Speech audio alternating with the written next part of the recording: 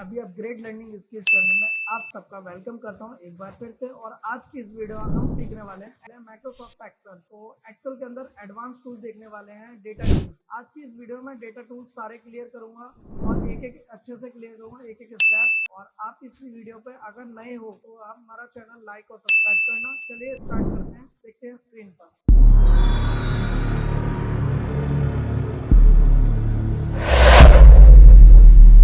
सबसे पहले यहाँ पर मैं एक्सेल ओपन कर लेता हूँ और एक्सेल ओपन करने के बाद यहाँ पर आपको आता हूँ सबसे पहले डेटा के अंदर। उसके अंदर लास्ट वीडियो में हम देख चुके हैं यहाँ पर काफी सारे टूल्स, सॉर्ट और फिल्टर वगैरह एडवांस भी करा दिए मैंने। आज की वीडियो हमारा कॉन्सेप्ट है ओनली यहाँ पर डेटा टूल्स, सिर्फ डेटा टूल्स आज मैं पढ़ाने वाला हूँ, पूरा पढ़ाने वाला हूँ और सारी चीजें क्लियर करूंगा। इस वीडियो को अच्छे से देखना, स्किप मत करना, नहीं तो प्रॉब्लम भी हो सकती है और समझ में भी नहीं आएगी। तो सबसे पहले जो हमारा क्लियर करते हैं वो है टैक्स कॉलम। तो यहाँ पर आप लोग देख रहे हो कभी कभी ऐसा होता है डेटा जो होता है हमारा कॉलम में नहीं होता, सिर्फ एक कॉलम में ही सारी चीजें लिखी होती है। जैसे कि हमारा नोटपैड में डेटा होता है, एक बार दिखाता हूँ। यहाँ पर नोटपैड में डेटा डेमो देख रखे हो, तो यहाँ पर आप लोग देखो यहाँ पर जो डेटा है वो इस तरीके से है। इसको कंट्रोल सी करता हूँ मैं कॉपी, और यहाँ पर आके एक्सेल में एक कॉलम में ऐसे डाल देता हूँ, कंट्रोल वी। यहाँ पर अलग अलग डेटा में आ रहा है और यहाँ पर कंट्रोल वी। इस तरीके से मैं यहाँ पर इसको करता हूँ। तो आप देख सकते हो जो ये डेटा है ये हमारा एक ही सेल में है और ऐसे हमें डेटा देखने को मिल जाता है। तो इसको अलग अलग कैसे करें, अलग अलग कॉलमों में। तो उसको करने के लिए हम यहाँ पर ये सॉल्व करेंगे। इसलिए हम डेटा पे जाएंगे और टेक्स्ट टू कॉलम पे क्लिक करेंगे। जैसे हम टेक्स्ट टू कॉलम पे क्लिक करेंगे और यहाँ पर देखो यहाँ पर सारा डेटा एक ही लाइन में आ रहा है। तो इस तरीके से हम आगे जाएंगे, थोड़ा नेक्स्ट करेंगे, इसका भी यहाँ पर डेटा ये एक ही लाइन में आ रहा है। तो इसको देखने के लिए यहाँ पर हमारा जो एक ही लाइन में ये सारी चीजें आ रही हैं उनको अलग अलग कॉलम में कैसे करें। तो उसको करने के लिए यही चीज मैंने ऊपर रख रखी है एग्जाम्पल के तौर पे, और यही नीचे रख रखी है, ठीक है। तो ये अभी दूसरे नोटपैड से लेके आया था, आप इसको करके देखते हैं या इसको भी करके दिखाऊंगा। टैक्स कॉलम पे क्लिक करेंगे और जैसे क्लिक करेंगे यहाँ पर एक लाइन पे क्लिक करेंगे और यहाँ पर नेक्स्ट करेंगे। उसके बाद स्पेस पे क्लिक करेंगे।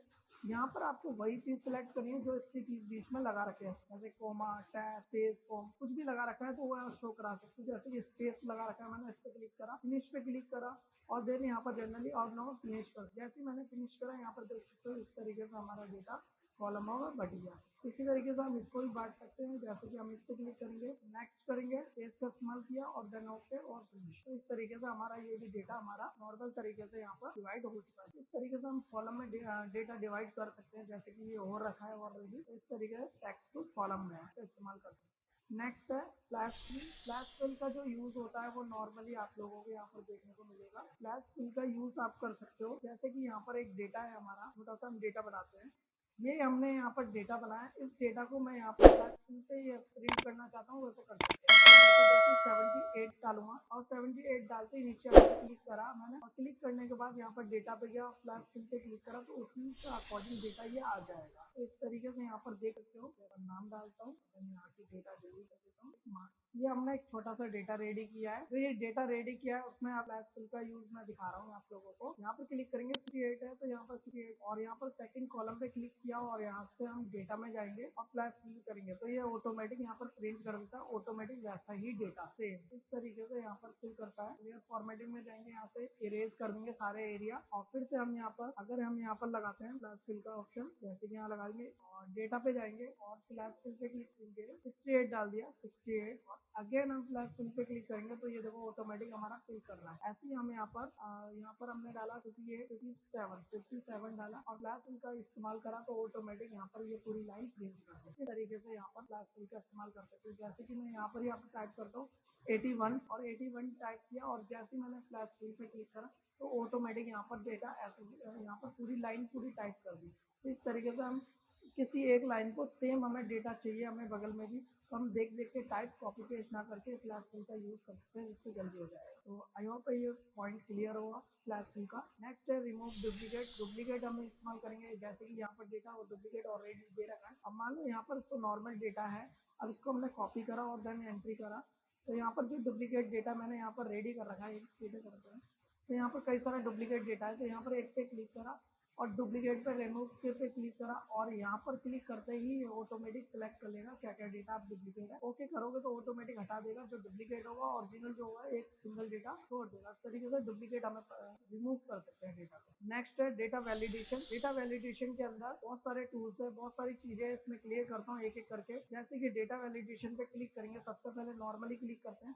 जैसे ही क्लिक करते हैं यहाँ पर सेटिंग पे जाएंगे और सेटिंग्स पे और यहाँ पर अलाउ पे क्लिक करेंगे और यहाँ से कई सारे ऑप्शन है। पहला जो ऑप्शन आपको रूल नंबर जो दिख रहे हैं ऑल नंबर, तो उसका मतलब जो होता है, जैसे कि मैंने इस पे क्लिक करा, यहाँ पे लिख रखा है मैंने, तो जैसे इस पे क्लिक करो और डेटा पे, और डेटा पे यहाँ पर बिटवीन मतलब कहाँ से कहाँ तक, नॉट बिटवीन मतलब कहाँ से कहाँ तक नहीं चाहिए, इक्वल, सेम, इस तरीके से आगे के टूल्स भी आपको दिख रहे हैं। जैसे बिटवीन लेते हैं, अब मैं यहाँ पर कहता हूँ 20 जैसे 50 नंबर से 100 नंबर के बीच में कोई भी जो टाइप करे 20 से 100 के बीच में ही होना चाहिए, तो वही टाइप होगा। तो जैसे ही मैं ओके कर दूंगा तो यहाँ पर देखो, अगर मैं यहाँ पर डालता हूँ 20 टाइप करता हूँ, नहीं हो रहा क्योंकि यहाँ एरर दे रहा है, और यहाँ पर एरर दे रहा है तो हम कैंसिल करेंगे और यहाँ पर 20 ऑटोमेटिक आ गया। अगर यहाँ पर मैं डालता हूँ 50 एंटर करेंगे तो ऑटोमेटिक 50 हो रहा है। यहाँ पर डालेंगे 90, जैसे डालूंगा 80 और एंटर करूंगा तो ऑटोमेटिक 80 प्रिंट हो रहा है। बट यहाँ पर 20 डालेंगे तो प्रिंट नहीं हो रहा, क्यों नहीं हो रहा? क्योंकि यहाँ पर मैंने यहाँ पर थ्री कॉलम इस सेल के अंदर फिक्स कर दिया है वैल्यू की यहाँ पर आपको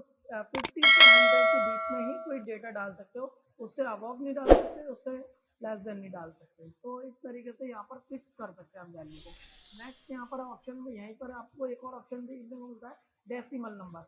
तो डेसिमल नंबर में क्या होता है कि हमारे डॉट वाली जो नंबर होते हैं उनके अंदर हम कंडीशन लगा सकते हैं डेसिमल। इसके अंदर हम डेसिमल नंबर का कंडीशन नहीं लगा सकते और इसमें लगा सकते हैं। जैसे कि मैं यहाँ पर डालता हूँ, जैसे कि मैं 10 से 20, अब 10 से 20 जो डाला, नंबर तो डाला मैंने, यहाँ पर फिट कर दिया मैंने, नंबर डाल दिया। अब यहाँ पर डालूंगा मैं 12 डालता हूँ तो एंटर करता हूँ, आंसर नॉर्मल आ रहा है। अभी यहाँ पर 15 डालूंगा तब भी आएगा, अगर यहीं पर 9 डाल दूँ तब नहीं आएगा आंसर, क्योंकि यहाँ पर डेसिमल नंबर है और डेसिमल 10 से मैंने 20 डाला है तो उसके अंदर डेसिमल नंबर भी आएगा तब भी एक्सेप्ट करेगा। जैसे कि मैं डाल रहा हूँ 10.5, 10.5, तो जैसे एंटर करेंगे वो एक्सेप्ट कर रहा है, तो डेसिमल नंबर के अकॉर्डिंग एक्सेप्ट कर रहा है, नॉर्मल नंबर पे भी एक्सेप्ट करेगा। तो इस तरीके से हम कंडीशन लगा सकते हैं सेल के अंदर, अपने डेटा के अंदर, जिसमें क्या है कि हम कोई भी एक्स्ट्रा डेटा ना डाल सके, कोई भी वहाँ पर फिल ना हो, वो कोई एक अपना अपना फॉर्म बनाया है तो उस फॉर्म के अंदर ये अप्लाई कर सकते हो।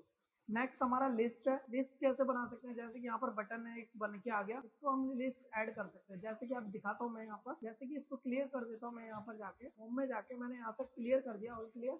अब यहाँ पर मैं डेटा वैलिडेशन पे जाता हूँ और उसके बाद यहाँ से मैं लिस्ट सिलेक्ट करता हूँ और यहाँ पर दे रहा हूँ यहाँ सोर्स, यहाँ बिटवीन का कोई वो नहीं है। सोर्स मतलब जो लिस्ट बटन बनानी है उसको कहाँ मतलब कौन सी लिस्ट, इसमें एक ही बटन के अंदर सारी लिस्ट आ जाए, तो वो कैसे ऐड करेंगे। तो जैसे कि जो लिस्ट देनी, जैसे मैं नाम की लिस्ट देना चाहता हूँ इनकी, तो उस तरीके से ओके कर दोगे। जैसे ही ओके कर दोगे यहाँ पर नाम की लिस्ट आ जाएगी, ऐसे प्रिंट करवा सकते हैं हम कोई भी नाम ऑटोमेटिकली। इस तरीके से आपका बटन बन जाएगा। तो आई होप आप लोगों को डेटा वैलिडेशन समझ में आ रहा होगा। अगर कोई भी इश्यू आ रहा है तो मुझे कमेंट बॉक्स में कमेंट करके अपना ओपिनियन बता सकते हो। अगला हम सीखने वाले हैं डेट। तो डेटा वैलिडेशन में अगेन जाते हैं। अब यहाँ पर ऑटोमेटिक डेट आ रहा है, क्यों? क्योंकि मैंने सेट कर रखा है। तो एक काम करता हूँ, मैं यहाँ पर क्लियर कर देता हूँ। जैसे मैं क्लियर कर देता हूँ, यहाँ पर डेटा वैलिडेशन में डेट में जाऊंगा। अब यहाँ पर देखो नॉर्मली आ रहा है, तो यहाँ पर जाके डेट सेलेक्ट करूंगा। डेट सेलेक्ट करने के बाद यहाँ पर मैं एक डेट फिक्स कर दूंगा, जिससे मान लो एक फॉर्म भर रहा हूँ और फॉर्म भरने की एक डेट फिक्स है, और जो स्टार्टिंग डेट होती है एक क्लोजिंग डेट होती है फॉर्म भरने की। तो स्टार्टिंग डेट और क्लोजिंग एंडिंग डेट आप डाल सकते हो, जिससे क्या है अगले अगर वो फॉर्म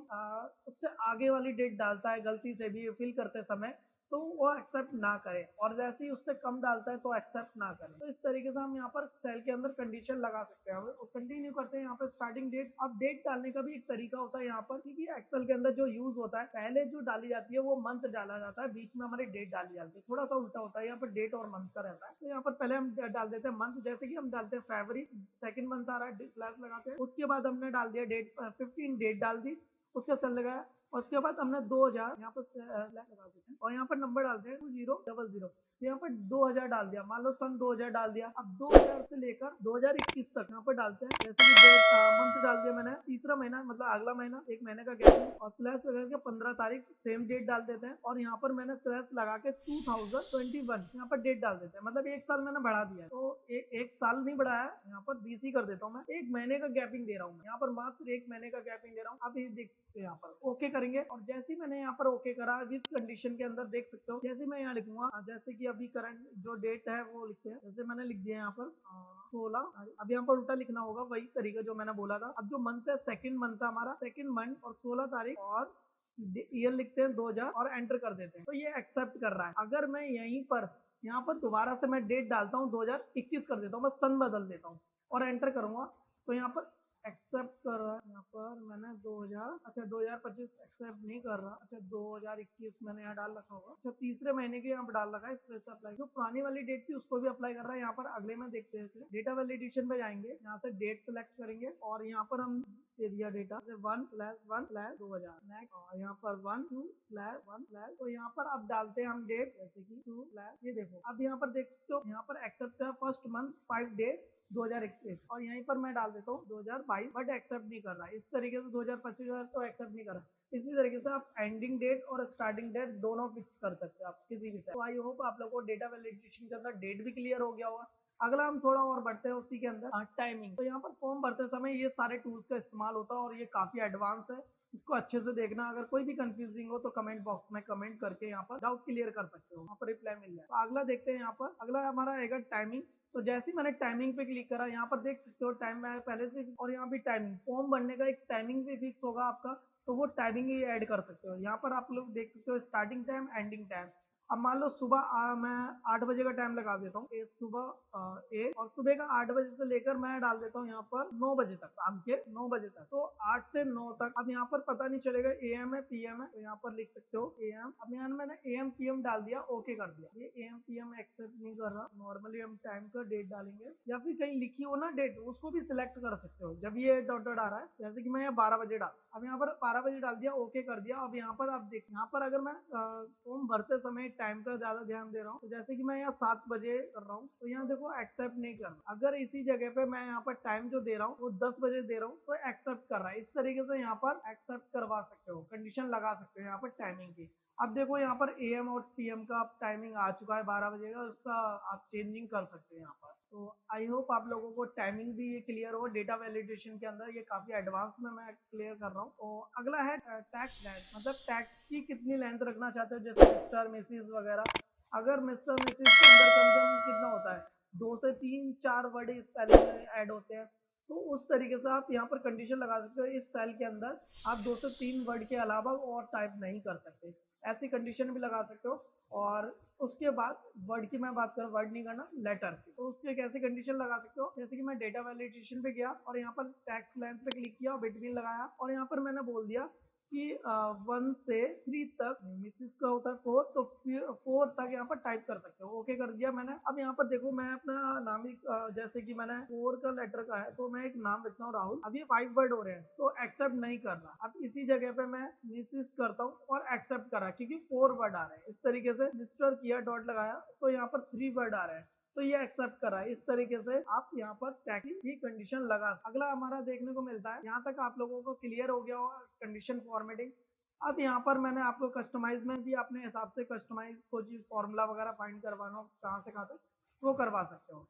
अब अगला देखते हैं। अब मैं यहाँ पर जैसे कि एक लिस्ट ले लेता हूँ, जैसे कि कोई वैल्यू पे हमने बात करी थी, जैसे कि ये वैल्यू है, यहाँ पर मैंने लगा दिया 10 की 10 नंबर से ज्यादा नहीं टाइप कर सकते। कंडीशन फॉर्मेटिंग के अंदर यहाँ पर लिख रखा है मैंने 50 से 100 तक, इस तरीके से हम दे सकते हैं। अब यहाँ पर मैं अभी कह रहा हूँ कि जब भी ये माउस से, अब किसी को पता तो है नहीं कि इसके अंदर क्या लिखी हुई है, क्या कंडीशन दे रखी है, मतलब इसके अंदर सामने वाला तो फॉर्म भरने पर आएगा, उसको ये नहीं पता कहाँ से क्या कंडीशन है, तो उसको एक मैसेज दे सकते हो कंडीशन के हिसाब से, कि उसको बोल सकते हो कि यहाँ पर क्या क्या टाइप करना है। तो यहाँ पर जैसे ही माउस लेके जाएगा वो ऑटोमेटिक हो जाएगा। वो कैसे शो होगा, वो भी कंडीशन डेटा वैलिडेशन की जैसी होगा। अब यहाँ पर जाओगे इनपुट मैसेज, मान लो यहाँ पर मैंने अपनी कंडीशन डाल दी क्या क्या हमें करवानी है, और इनपुट मैसेज में बोल सकते हैं, जैसे कि यहाँ पर एक इनपुट मैसेज हम दे देते हैं, प्लीज नोट में कर देते हैं।